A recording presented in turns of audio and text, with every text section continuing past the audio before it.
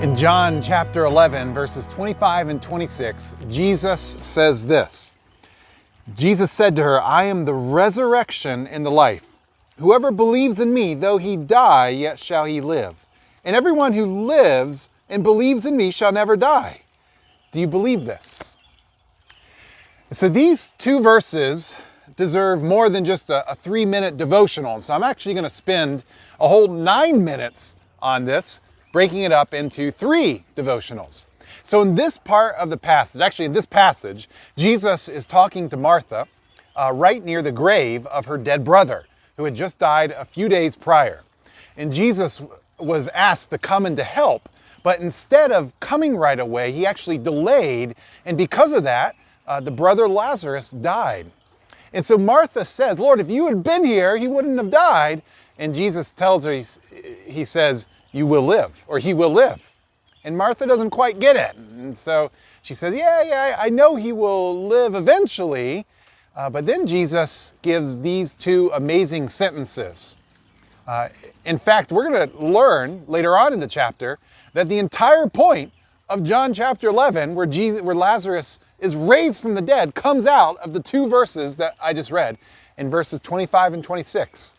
And so Jesus wants people to understand this, that he is the resurrection and the life. And so he begins by saying, "I am." And this statement can be linked back to when God, the Father, calls himself "I am" to Moses in the desert as the burning bush. And then Jesus calls himself the "I am" in John chapter 8. And religious leaders tried to stone him. And so now Jesus again calls himself the "I am." And he is pointing to the fact that as I am, as using that name, he's saying, "I am God." He's saying he is God.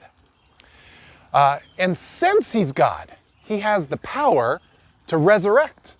And that word resurrection in the original language literally means to stand up. It's referring to someone who was dead and obviously laying down.